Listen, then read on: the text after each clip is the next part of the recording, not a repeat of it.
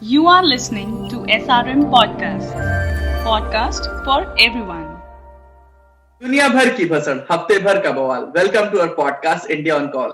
मैं हूं आदित्य और आज हमारे साथ फिर से मौजूद है हमारे साथी, हमारे परम साथी अनुभव ओझा। हेलो अनुभव, कैसे हो आप? हेलो आदित्य, मैं पिछले एपिसोड से ये बात नोटिस कर रहा हूँ कि तुमने मुझे परम साथी कहना शुरू कर दिया। मुझे तो लगता है कि अब मुझे बोलने की जरूरत भी नहीं है कि अभी कौन आ रहा है साथ में। अब बस अब से सोच रहा हूँ कि अगली बार से सीधे शुरू कर दिया करूंगा। हाँ, अब तो मुझे लगता है कि जो भी हमारे श्रोता हैं उनको हमारी आदत पड़ चुकी होगी। बिल्कुल बिल्कुल। तो जो भी हमारे श्रोता हैं या जो भी हमारे दर्शक हैं, जो भी अगर आप दर्शक हैं हमारे, तो इस चैनल को अब तक सब्सक्राइब कर दीजिए, इस वीडियो को लाइक कर दीजिए। और अगर आप हमें सुन रहे हैं या गूगल पॉडकास्ट पे, स्पॉटिफाई पे, एप्पल पॉडकास्ट पे, जियो सावन पे या कहीं कहीं और किसी और प्लेटफॉर्म पे, तो हमें प्लीज सब्सक्राइब जरूर करें, फॉलो जरूर करें और कमेंट करके बताएं कि आपको हमारा ये एपिसोड कैसा लगा, हमारे पिछले एपिसोड कैसे लगे। तो आज का एपिसोड शुरू करते हैं। और एपिसोड शुरू करने के साथ साथ सबसे पहले बात मैं ये बोलना चाहूंगा कि आजकल हमारे देश में कुछ चीजें बहुत ही ज्यादा चल रही हैं और वो एक तरीके से पॉप कल्चर में आ गई हैं। तो पॉप कल्चर में नेशनलिज्म बहुत ज्यादा है। पॉप कल्चर में क्या कहते हैं, हिंदुइज्म भी बहुत ही ज्यादा है। और पॉप कल्चर में वन नेशन और वन नेशन के साथ वन कुछ और जुड़ जाता है, वो भी बहुत ज्यादा है।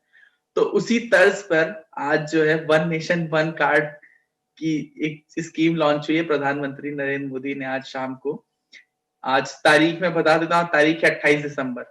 तो आज शाम को नरेंद्र मोदी जी ने एक मेट्रो लॉन्च की है, जो कि ड्राइवरलेस मेट्रो, उसके साथ साथ एक national common mobility card launch किया है। और उसके बारे में वही हेडिंग है कि one nation one card type से। तो अनुभव से इस बात के बारे में हम शुरू करना चाहेंगे पूछना कि अनुभव, ये वन नेशन वन कार्ड वाली जो कंसेप्ट आया है, national common mobility card, NCMC, तो ये है क्या और ये करता क्या है आखिर? आदित्य, इसको बताऊंगा, मैं एक एग्जांपल से बताऊंगा। सपोज आप आप बड़े मेट्रोपॉलिटन सिटी में रहते हैं, जैसे मुंबई में रहते हैं या फिर दिल्ली में रहते हैं, तो आप अपने घर से कार लेके जाते हैं, आपको ऑफिस 50-60 किलोमीटर दूर है, तो आप क्या करते हैं, सरकारी पार्किंग में अपनी गाड़ी पार्क करते हैं। वहां से आप बस पकड़ते हैं जो कि नियरेस्ट मेट्रो स्टेशन के करीब है। वहां पे मेट्रो स्टेशन पे आप जाते हैं, मेट्रो पकड़कर आप अपने ऑफिस जाते हैं और वापस फिर मेट्रो से घर का वही सेम रूट फॉलो करते हैं कि आप मेट्रो पे आएंगे, फिर जो जो दिल्ली ट्रांसपोर्ट की बस है उस पर बैठेंगे, फिर पार्किंग से गाड़ी उठाएंगे, फिर घर जाएंगे। आप ये रूट, आप पैटर्न फॉलो करते हैं। तो समझने की बात ये है कि आप जितनी बार भी हर एक पॉइंट का इंटरफेस में आप जाते हैं, हर बार आपको पे करना पड़ता है। आपको पार्किंग का पैसा पे करना पड़ेगा, फिर आपको बस का पैसा पे करना पड़ेगा, फिर आपको मेट्रो का पैसा पे करना पड़ेगा। तो हर बार एक ना एक टाइम लैग हो रहा है, ठीक है। तो अब इसके कुछ कुछ छोटे छोटे ट्वीक्स हैं, यानी कि जैसे आप रोजाना ऐसा काम करें, तो आप क्या करेंगे, आप मेट्रो का एक कार्ड बनवा लेंगे, 500-1000 रुपए रिचार्ज करा के रख लेंगे, ताकि मेट्रो की वो चीज सॉर्ट आउट हो जाए। दूसरी चीज ये है कि अगर आप और भी ज्यादा एक्टिव इंसान है, तो आप क्या करेंगे, आप 1 महीने का बस का भी पास बनवा लेंगे। वो ज्यादातर अमूमन लोग बनवाते ही हैं जो बराबर जाते हैं उसी रूट से। हाँ, और तीसरी चीज है, फिर आपको पार्किंग का पे करना पड़ेगा। तो इसमें क्या, आपको मल्टीपल चीजों पे अपना ध्यान रखना पड़ेगा कि मेरा इसका पैसा खत्म हो गया, मुझे ये पास बनवाना है, अभी ये मुझे पार्किंग का पैसा देना है। तो एक तरह से क्या हो रहा है कि समय, इस चीजों में टाइम लग रहा है, और जो है कॉस्ट ऑफ ट्रांजैक्शन बढ़ रही है, क्योंकि आपको मल्टीपल बार ये सब चीजें करनी है। तो government one nation one card का एक कॉमन मोबिलिटी कार्ड के रूप में ये कॉन्सेप्ट लेके आई है कि आप जहां पर भी जाएंगे, आपके पास एक डेबिट कार्ड होगा। उस डेबिट कार्ड को आप, जो है वो, जो आपने मशीन्स देखी होंगी जो कि ऑटोमेटिक फेयर कलेक्शन सिस्टम उसको बोलते हैं, जो दिल्ली मेट्रो पे भी देखी होगी, दरवाजा अपने आप खुलता है, जैसे वो कार्ड छुआएंगे। तो आप जितनी बार भी उसको क्रॉस करेंगे, तो चाहे आप मेट्रो में बैठिए, चाहे आप डीटीडीसी की बस में बैठिए, या फिर आप कहीं पार्किंग में जाइए, तो हर बार आप एक ही कार्ड से ये तीनों जगह मतलब इंटर ऑपरेबिलिटी ऑफ कार्ड है, ऑफ मोबिलिटी कार्ड का पूरा कॉन्सेप्ट है वन नेशन वन कार्ड। मतलब आप जितनी भी बार मोबिलिटी कर रहे हैं, आपको कहीं भी डिफरेंट कार्ड बनवाने की या मल्टीपल पेमेंट सोर्स रखने की जरूरत नहीं है, एक ही कार्ड से आप कई जगह इस्तेमाल कर पाएंगे। तो अभी गवर्नमेंट ने ये जो कार्ड है वो आज लॉन्च किया। इसकी सबसे पहली यूज जो है वन नेशन वन कार्ड के तहत, अभी जो एयरपोर्ट एक्सप्रेस लाइन है उसमें इसका यूज है। धीरे धीरे ये जो मैंने अलग अलग मोड ऑफ ट्रांसपोर्ट बताया उसमें हर जगह यूज होगा। तो मतलब कि कह सकते हैं कि ये एक वैसा कार्ड है जिसमें ना आपको बस का टिकट खरीदने की जरूरत है और ना ही ट्रेन का और ना ही हवाई जहाज का। अगर आपके पास वो एक कार्ड है उसमें पैसे रिचार्ज हैं तो आप उसी एक कार्ड के साथ कहीं भी जा सकते हैं। पर मजे की बात आदत ये नहीं है कि आपको वो कार्ड लेना है। हाँ हाँ। मजे की बात है कि जिनके पास भी रुपए का डेबिट कार्ड है, जी जिन्होंने पिछले 18 महीनों में रुपए का डेबिट कार्ड जिनके पास है, वो कार्ड ही वन नेशन वन कार्ड की तरह इस्तेमाल हो पाएगा। यानी कि आपके जेब में जो पिछले 1.5 साल में अगर आपने कभी भी डेबिट कार्ड 23 लिस्टेड बैंक है, state bank of India, PNB, bank of Baroda, Canara bank, कि जितने भी बैंक रुपए कार्ड दे रहे हैं और आपने 1.5 साल में वो कार्ड लिया है डेबिट कार्ड, तो वो कार्ड ही आपका वन नेशन वन कार्ड में इस्तेमाल हो जाएगा। अच्छा, तो मतलब आपको फिर नया कार्ड बनवाने के लिए उसकी जरूरत नहीं, रुपए कार्ड ही? जरूरत नहीं है। अगर आपके पास उस तरह का जो रुपए का जो पिछले 1.5 साल में जो कार्ड अभी आया है, जो कि आपको पता होगा आजकल वो जो पॉइंट ऑफ सेल मशीन भी होती है उसमें भी आपको कार्ड इंसर्ट करना की जरूरत नहीं होती। आप खाली वाईफाई रेंज बस टच करिए, अपने आप पेमेंट जनरेट हो जाता है। तो उसमें फैसिलिटी भी है। तो अगर आपके पास वो कार्ड है तो आपको कार्ड भी लेने की जरूरत नहीं है और वो खाली डेबिट कार्ड छुपाइए, आप निकल जाइए। हाँ, तो मैं पढ़ रहा था कि अगर आपके पास वाला कार्ड है तो आप उससे बाद में जाकर के कैश एटीएम से नकद निकासी भी कर सकते हैं।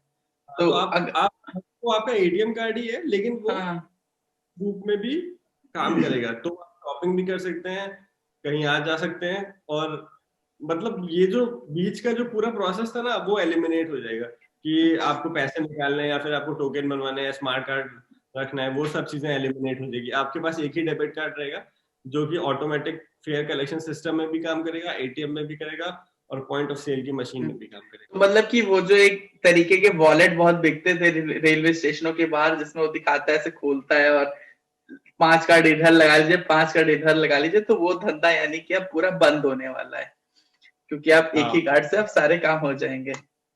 तो अनुभव, हाँ क्या कह रहे थे अनुभव आप? मैं कह रहा हूँ वो धंधा तो बंद होगा लेकिन इसके चलते और कई धंधे खुल जाएंगे। जी बिल्कुल बिल्कुल। तो अनुभव, जैसे कि ये तो बात हुई कि ये स्कीम आज से कह सकते हैं कि शुरू हो गई है देश में, पर जैसे कोई भी चीज जब आती है तो एक चीज और है जो कि मैं किसी भी पार्टी से परे जाकर के बात करना चाहता हूँ कि हर गवर्नमेंट जो है अपना जो भी फीता काटती है उसका पूरा क्रेडिट लेना चाहती है कि हमने किया, ये हमने किया। पर असल में उसके पीछे एक बहुत ही सारे ब्यूरोक्रेट जो है काफी समय से काम कर रहे होते हैं। तो जरूरी नहीं वो इस गवर्नमेंट में हो, जरूरी नहीं कि वो पिछली गवर्नमेंट में, हो सकता है कभी से भी वो आइडिया आया है, उस पर बहुत सारे लोग काम कर रहे हैं।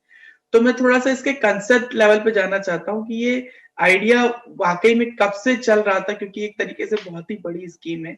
ये नहीं कह सकते कि ये उन इवेंट्स की तरह है जब कोई नेता आकर के रात 9-10 बजे बोल दे कि अब से ये चीज चालू है। तो ये काफी दिनों का चलने वाला काम है। तो ये आपको क्या लगता है, मतलब ये कब से कंसेप्ट में आया, कब से कंसेप्चुलाइज होना शुरू हुआ ये चीज? तो ये बात आपने बिल्कुल सही की कि अगर जब कोई इंस्टीट्यूशन की बिल्डिंग होती है कि वो जो चीज है अब वो इस वक्त आ गई और आने वाले समय में आपका जीवन जीने का तरीका बदल जाएगा क्योंकि आपको अब इंस्टीट्यूशन के तहत ही चलना होगा। उस चीज को कंसेप्चुलाइज करने में सालों लगते हैं, दशकों लगते हैं। और यही चीज एकदम जो हमारा कॉमन मोबिलिटी कार्ड है उसके साथ भी हुआ। इसकी जो वेंकैया नायडू जी जब खुद अर्बन ट्रांसपोर्ट मिनिस्टर थे तो उनको ये चीज सजेस्ट हुई थी कि अगर इस तरह वन कार्ड का सिस्टम आएगा बैक इन 2004 तो मतलब काफी अच्छा रहेगा देश में। लेकिन उस समय हमारे पास वैसा इंफ्रास्ट्रक्चर नहीं था, तो वो चीज हो गई।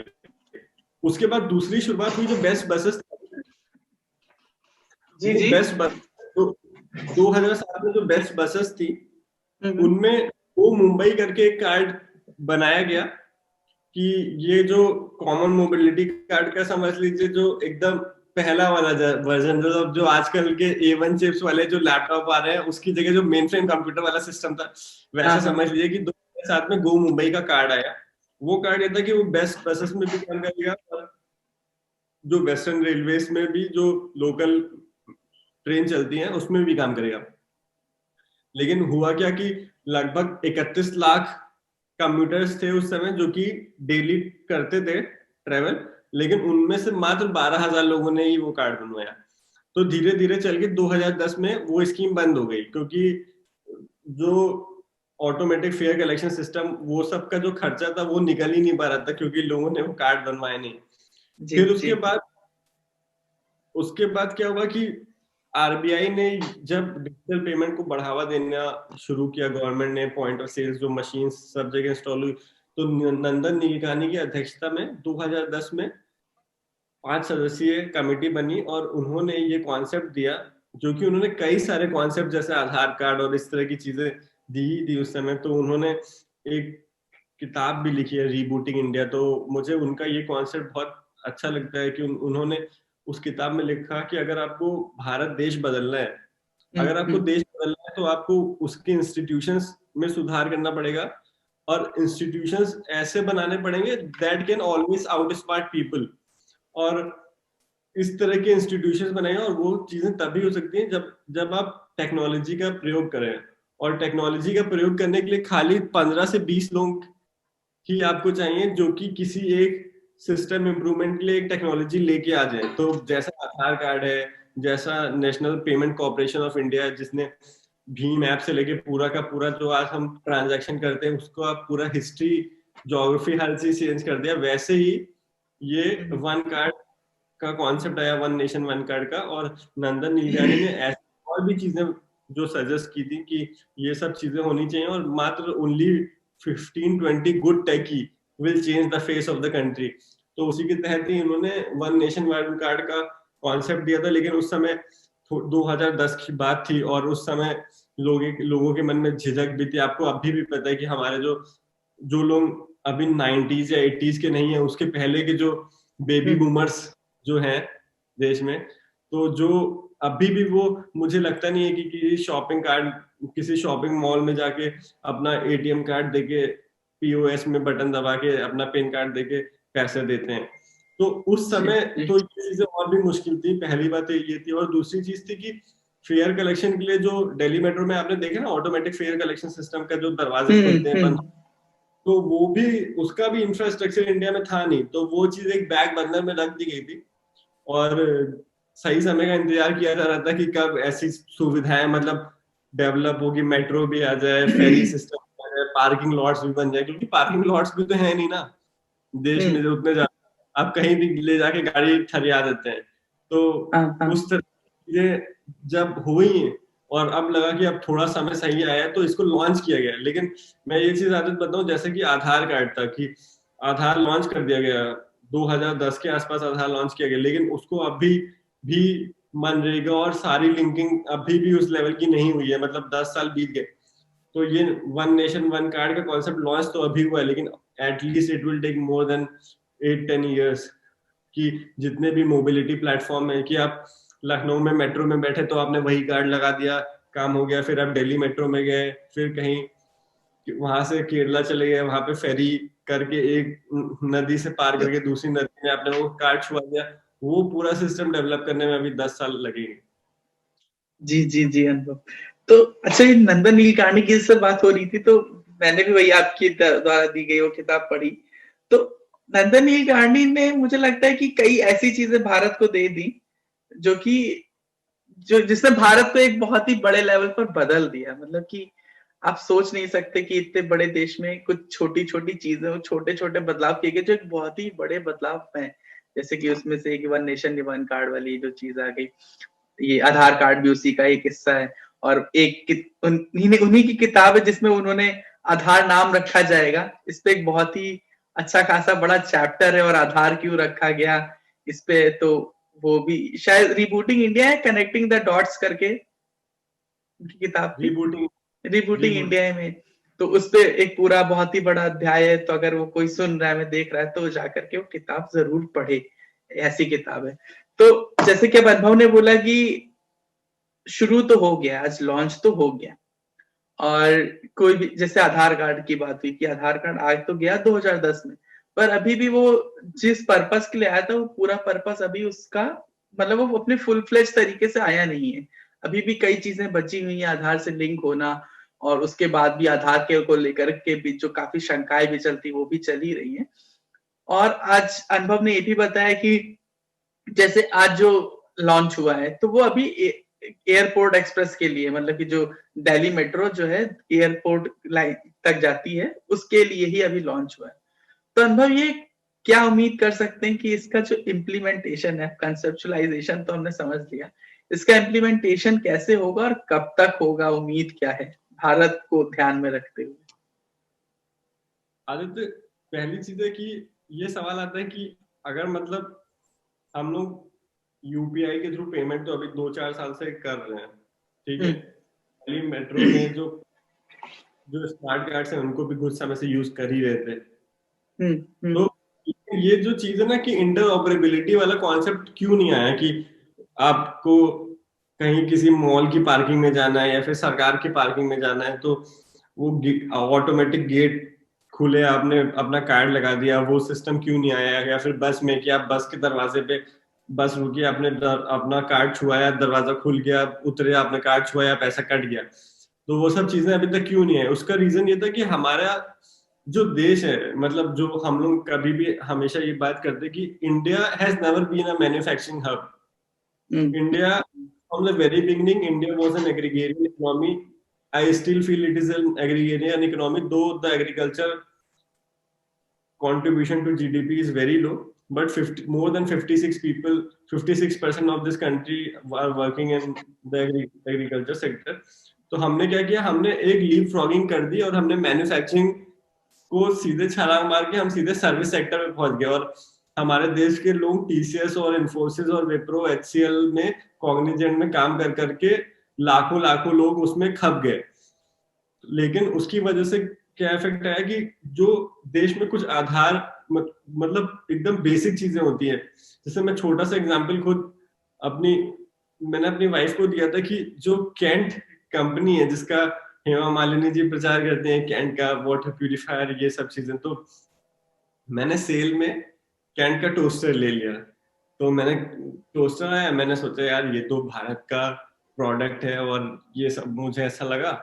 फिर मैंने टोस्टर उठाया, मैंने उसके पहले कभी टोस्टर छुआ नहीं था, मतलब कुछ होटल्स में ही देखता था कि वो ब्रेड लगाया ये आया। तो फिर मैंने उठाया, वो इतना हल्का लगा, 200 ग्राम का। मैंने कहा ये टोस्टर इतना हल्का होता है, मुझे पता ही नहीं था। फिर मैंने टोस्टर पीछे पलटा, फिर उसमें लिखा था मेड इन चाइना।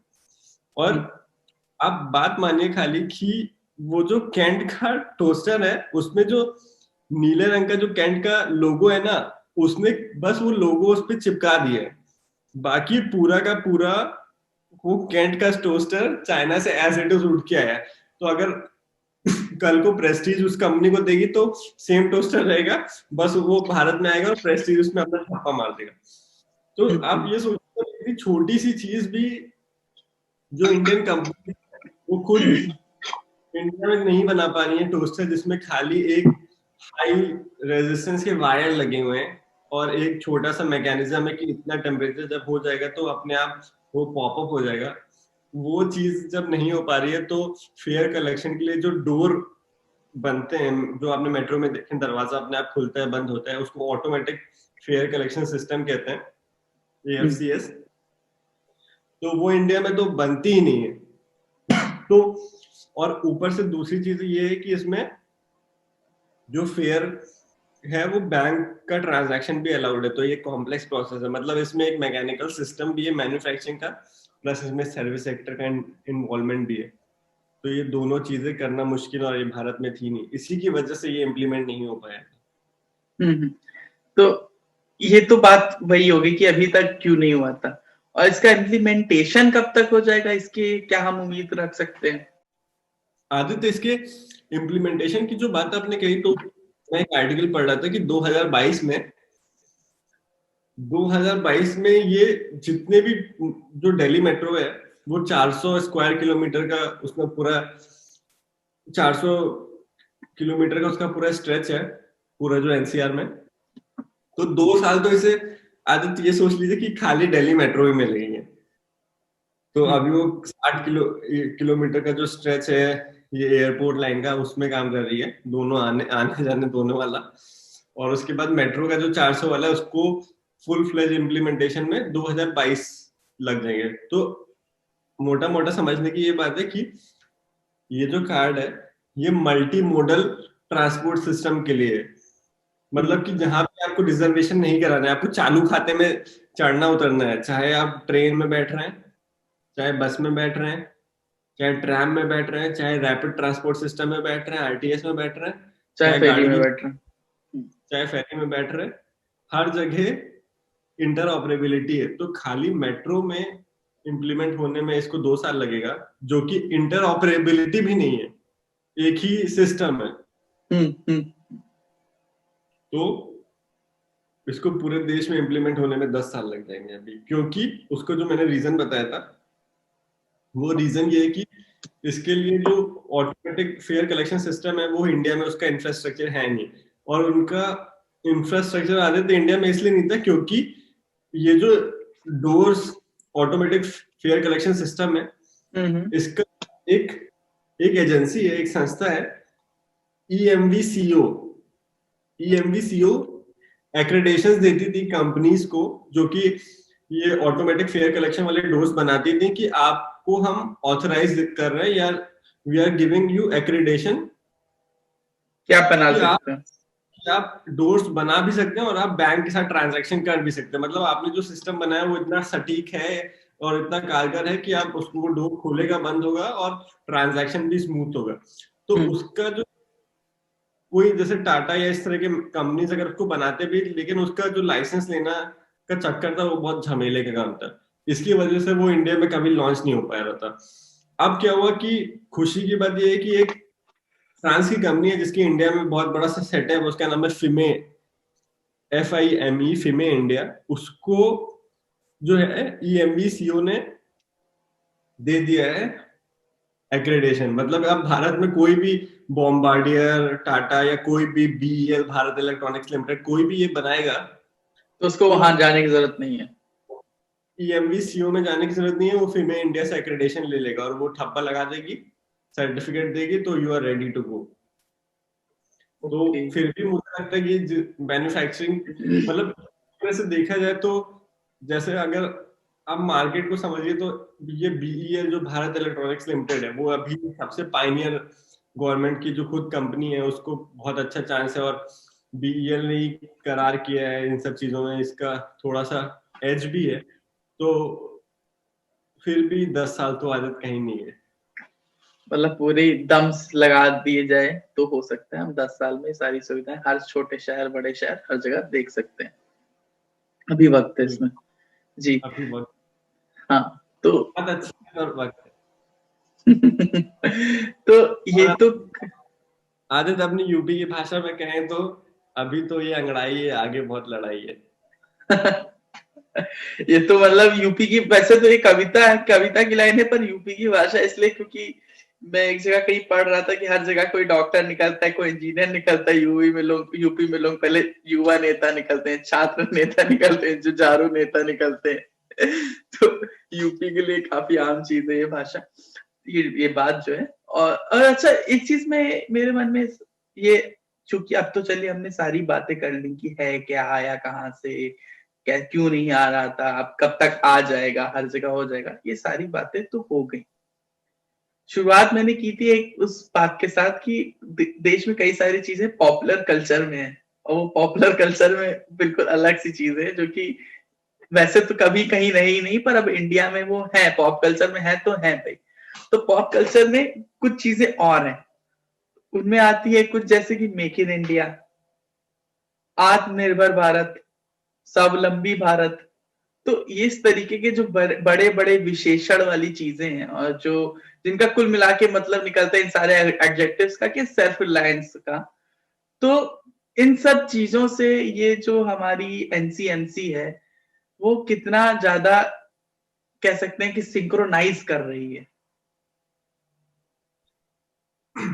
आदित्य, पहली बात तो ये कि जो आत्मनिर्भर भारत का कॉन्सेप्ट है, अभी जितने भी सरकारी संस्थान हैं और जितने भी टेंडरिंग प्रोसेस है, उनमें स्पेशल सरकार का डायरेक्टिव है कि आप लोकल जो मैन्युफैक्चरिंग यूनिट्स हैं उनको बढ़ावा दीजिए, उनके लिए प्रेफरेंशियल ट्रीटमेंट का क्लॉज रखिए। पहली बात ये है। दूसरी चीज ये है कि अब जब मैं, आपको पता है कि मैं जब अभी कुछ समय पहले कहीं कोई क्लोथिंग लाइन में गया था, किसी क्लोथिंग लाइन में, तो मैं यहाँ पे सबके सामने बोलना नहीं चाहूंगा क्योंकि फिर लोगों को लगेगा कि मैं किसी ब्रांड के बारे में बात कर रहा हूँ। तो मैं एक शू स्टोर में और एक क्लोथिंग लाइन में गया, तो एक आदमी था, उसने वो जूते देखे और पूछा ये इंडिया में बने हैं? तो उसने कहा नहीं सर, चाइना से बन गया है। उसने जूता रखा, चला गया। तो मुझे इतना ताजुब हुआ, मैंने सोचा है कि लोगों के मन में आत्मनिर्भर भारत की थीम घुस रही है, यानी कि मुझे फिर मैं गया फैब इंडिया। तो मैं फैब इंडिया गया, वहां तो सब चीज स्वदेशी है। वहां पे लोगों का मैंने चाव देखा, फिर मुझे रियलाइज हुआ कि ये जो चीज पॉपुलर कल्चर में आ रही है ना, वो आ रही है। तो जब मतलब आ ही चुकी है वो, और जब लोगों का दिमाग घूमेगा, जैसे अभी महिंद्रा थार लॉन्च हुई है, तो महिंद्रा थार लॉन्च हुई तो सब लोग इतने ज्यादा उत्साहित हुए, कुछ लोगों ने उसकी कंपैरिजन हमर से कर दी कि हमर को टक्कर दे देगी ये, ऐसी और इंडिया का प्रोडक्ट है, महिंद्रा का प्रोडक्ट है। तो इस तरह की चीजें उठने लगी हैं। तो क्या है कि किसी भी देश को ना जगाने की जरूरत होती है। और मतलब मुझे क्या लगता है कि जो जैसे जो डेमोक्रेसीज है, तो हमारा देश जो, पता है आदित्य, हमारा देश जो है वो जो मिडिल क्लास के घर के जो लड़के होते हैं ना, बिल्कुल सेम वैसा ही उसका माइंडसेट, हमारे देश का माइंडसेट और हमारे जो युवा मिडिल क्लास घर के लड़के ना, सेम माइंडसेट है। मुझे एकदम बात, अब इसमें मुझे कोई कंफ्यूजन नहीं है। जो मिडिल क्लास घर के लड़के होते हैं उनका परमानेंट दो डायकोटॉमी उनकी चलती रहती है। पहली चीज ये कि वो जीवन में क्या करना चाहते हैं, दूसरी चीज ये कि उनके माँ बाप उनसे क्या कराना चाहते हैं। अभी वो दोनों चीजों में इतना झंझावात होता है ना कि वो बहुत ज्यादा कश्मकश में रहते हैं। कई लोग ऐसे रहते हैं जो उनके पेरेंट्स कराना चाहते हैं तो उसमें चले जाते हैं। कुछ लोग ऐसे रहते हैं कि जो पेरेंट्स कराना चाहते हैं लेकिन ठीक से करते नहीं है। फिर कुछ लोग रहते हैं जो रेबेलियस हो जाते हैं, अलग निकल जाते हैं। तो जो हमारा जो देश है ना, वो एकदम सेम उसी तरह से ही फंस गया। मतलब हमने स्टार्टिंग से सोचा कि हम जो पेरेंट्स चाहते हैं वही करें। मतलब हमने सोशलिस्टिक इकोनॉमी अपनाई कि प्लान्ड वे में चलेंगे और सरकारी चीजों पे भरोसा करेंगे और socialistic economy, welfare state establish करेंगे। लेकिन फिर मन में ये आई ना कि दबी कुची जो चाहत है कि जो एनिमल इंस्टिंक्ट है अंदर, जो लड़कों में होती है, तो वो एनिमल इंस्टिंक्ट भी रखनी जरूरी है, जो कि कैपिटलिस्ट एनिमल इंस्टिंक्ट जो फेमस जिसको बोला जाता है कि किसी देश में जग जाती है तो एकदम बाहर आ जाती है। जैसे आप सबसे जीता जाता है एग्जांपल यूएस है। अब देखिए एलॉन मस्क, मतलब मुझे पहले लगता था कि यूएस ने बोइंग जैसी चीजें बना दी, चांद पे चले गए, नासा कर दिया, विंडोज बना दिया, एप्पल बना दिया, अब और क्या बनाएंगे। तो अब देखिए उन्होंने स्पेसएक्स और टेस्ला बना दी, द बोरिंग कंपनी बना दी, आर्टिफिशियल इंटेलिजेंस और न्यूरल नेटवर्क, हाइपरलूप बना रहे हैं वो, हाइपरलूप वो बना रहे हैं। तो मतलब वो एनिमल इंस्टिंक्ट का ही एक जीता जागता उदाहरण है। तो अभी बात ये आ रही है कि हम लोग ट्रेडिशनली जो हमारे रूट्स हैं वो गांव में जुड़े हुए थे। हम लोगों ने फैक्ट्री में काम करना सीखा ही नहीं है, पहली चीज तो ये। मतलब मुझे पर्सनल लगता है कि Indians are not dexterous with their hands. अगर हमारा छोटा सा भी शायद एक फ्यूज बिगड़ जाए घर में, तो वो अगर कोई आदमी थोड़ा सा भी दिमाग लगा के उसको देख लेगा ना, शायद खुद से कर दे। बट द केस इज, या फिर एक कोई पाइप लीकेज है तो हमारे पास उसके सामान ही नहीं रहते कि हम उसको ठीक करके सही कर लें।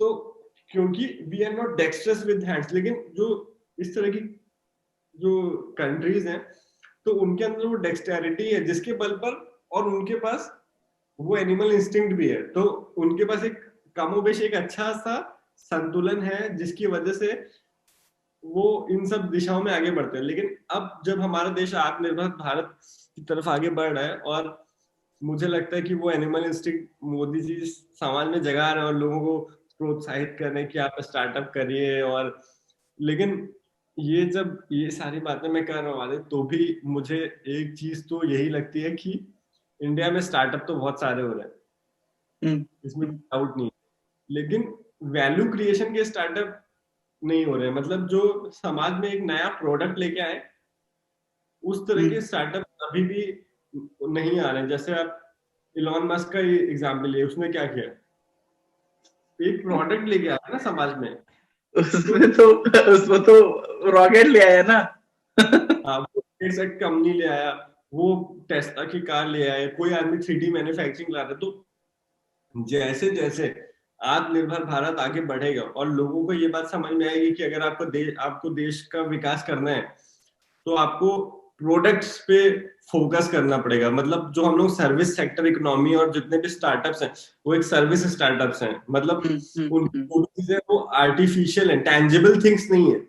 तो जब हमारे स्टार्टअप्स टैंजिबल चीजें बनाने लगेंगे, कि हम ईवीज बनाने लगे, हम डिफेंस की चीजें बनाने लगे, हम बॉम्बार्डियर की तरह ट्रेन के कोचेस बनाने लगे, हम या फिर हम कुछ और ऐसी प्रोडक्ट्स लेके आएंगे, हम इलेक्ट्रिकल ब्रशेस बनाने लगे। हमारे यहाँ कोई लोग उठकर, जैसे मुझे कैंट का देख के टोस्टर इतना बुरा लगा है, मुझे पता है कि वो चीज इतनी कठिन नहीं है, मैं टोस्टर बनाने लगूं। हमने अपने इंजीनियरिंग के दिनों में उसे बनाना सीखा भी है। तो जब हमारे देश के युवा इस चीज में फोकस करेंगे, पहली बात ये कि वो नए ऐसे स्टार्टअप लेके आए जो कि यूनिक प्रोडक्ट्स लेके आए, या फिर जो प्रोडक्ट इंडिया में बन नहीं रहा और हम उसको इंपोर्ट कर रहे हैं, तब हमारा देश जाएगा नंबर 1। या फिर नंबर 2, जो एस्टेब्लिश्ड कंपनीज हैं जैसे टाटा है, मैं रिलायंस का नाम नहीं लूंगा क्योंकि रिलायंस प्रोडक्ट ज्यादा बनाती नहीं है, तो मुझे एक बार से टाटा ही मन में ख्याल आता है। तो जैसे टाटा है, वो ऑलमोस्ट हर तरह के प्रोडक्ट बनाती है। तो अगर वो खुद उनका डेलिब्रेट अटेम्प्ट इस डायरेक्शन में हो कि वो इंडिया में जो चीजें नहीं बन रही हैं, या फिर जो चीजें चाइना से इंपोर्ट हो रही हैं और लो कॉस्ट चीजें हैं और उसमें ज्यादा टेक्नोलॉजी इन्वेस्टमेंट नहीं, उस तरह की बड़े बड़े हब्स खोले, कि सरकार इंसेंटिव्स दे मैन्युफैक्चरिंग हब्स के लिए, और कई सारे रिबेट्स दे, टैक्स को कम रखे, और इंजीनियरिंग कॉलेजेस भी उस तरह का ओरिएंटेशन कराए कि लोग डेक्स्ट्रस बने। बचपन से भी जो गांधी जी का ट्रस्टीशिप का कॉन्सेप्ट था कि वोकेशनल ट्रेनिंग्स इस तरह से दिया जाए कि लोगों को हाथ से काम करना आए। मतलब इंडिया में क्या है, बगैती बहुत ज्यादा होती है लेकिन हाथ से काम करने वाले बहुत ही कम है।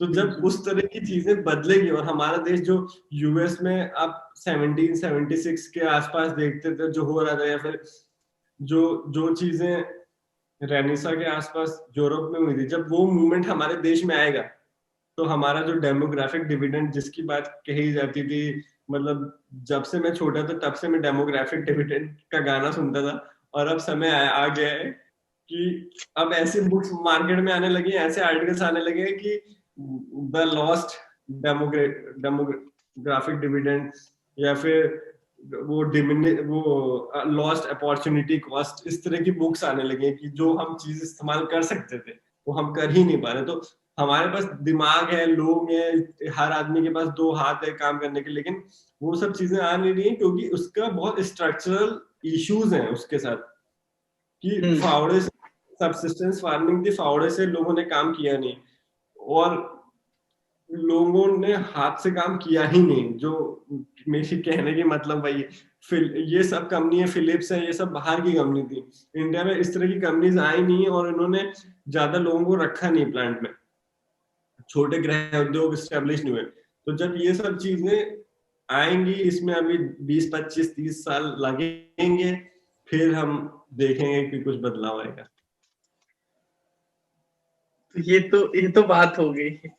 अब ये बताइए, अब जो सवाल था हम एक बार उस पे आते हैं कि ये जो हमारा एनसीएमसी है, ये कितना उसी कंसेप्ट के साथ घुल मिल पा रहा है? ये उस कंसेप्ट के साथ आदित्य, मैंने ये बात की इस कंसेप्ट के साथ 100% अलाइंड हो रहा है, और जो में एक्रेडिटेशन भी दे रहा है। बस इंतजार ये है कि कई सारी कंपनियां आए और आत्मनिर्भर भारत के तहत वो जागे और देश में ऑटोमेटिक फेयर कलेक्शन सिस्टम बनाए। अगर सरकार कोई ऐसी योजना बना दे कि हर एक 10 डिस्ट्रिक्ट में एक ऑटोमेटिक फेयर कलेक्शन सिस्टम की यूनिट लगा दी जाएगी, तो हो सकता है जो चीज मैं 15 साल 10 साल बता रहा हूँ वो अगले 5 साल में भी हो जाए। लेकिन जब तक ऑटोमेटिक फेयर कलेक्शन की यूनिट हर एक नहीं लगेगी, तब तक हम आत्मनिर्भर का कितना भी गाना गा ले, कुछ भी सार्थक होने वाला नहीं है। सही बात है, अंत में हमें देखना तो यूट्यूब पे वीडियो ही हो जाता है फिर। तो बहरहाल काफी अच्छी बात की आपसे हमने, और उम्मीद करते हैं कि वन नेशन वाले और वन कार्ड वाले जो सीरीज है उसमें ये कार्ड आगे जाकर के काम आएगा, हम सबके काम आएगा और हम इसे जल्द से जल्द इस्तेमाल कर सकेंगे। फिलहाल ये एक कंसेप्ट लेवल पर मुझे जो है काफी ज्यादा अच्छी चीज लग रही है, और बस यही है कि ये कब तक आता है और इसका इम्प्लीमेंटेशन कैसे होता है, सवाल बस सारे इसी चीजों पे। क्योंकि पॉलिसी वाइज जो है आप भी देखिए तो हमारे पास पॉलिसी की कोई कमी नहीं है। आपने जैसे बोला ना कि भारत में सब बाकायदगी करने के लिए बहुत तत्पर रहते हैं, तो हमारा पॉलिसी लेवल पर कुछ मामला खराब नहीं है। हमारे यहाँ बहुत अच्छी अच्छी पॉलिसी आई है और एक सरकार आती है उसको रोक देती है, उसको फिर दूसरे नाम से चलाती है, फिर दूसरी आती तीसरी चलाती है, वो चला नहीं पाते। वरना अगर आप कोई भी नीति आयोग की भी वेबसाइट खोल के देख ले तो उसमें इतनी अच्छी अच्छी चीजें पड़ी कि आप देखोगे कहोगे अच्छा ये ऐसे होना था, ये तो कुछ और ही चल रहा है। तो बहरहाल आपका बहुत धन्यवाद अनुभव कि आपने इतना वक्त हमारे लिए इस हफ्ते फिर से निकाला, बहुत धन्यवाद। शुक्रिया आदित्य। और उम्मीद करते हैं कि हम जल्द ही अगले हफ्ते एक और ऐसे धमाकेदार एपिसोड के साथ आएंगे, कुछ ऐसी अच्छी अच्छी बातें करेंगे। तो जो भी इस पॉडकास्ट को अभी देख रहा हो यूट्यूब पर, तो वो अब तक आप आ गए हैं तो अब आपको सब्सक्राइब कर ही देना चाहिए, लाइक कर ही देना चाहिए। अगर आप इस पॉडकास्ट को सुन रहे हो स्पॉटिफाई पे, गूगल पॉडकास्ट पे, एप्पल पॉडकास्ट पे, जियो सावन पे या कहीं पर भी, या हमारी वेबसाइट पर जिसका नाम है srmpodcast.com, तो इसको लाइक करिए, इसको लोगों के साथ शेयर करिए, इसको फॉलो जरूर करिए। हम हर हफ्ते आपके लिए ऐसे ही ढेर सारे पॉडकास्ट लाते रहेंगे, और तब तक के लिए धन्यवाद।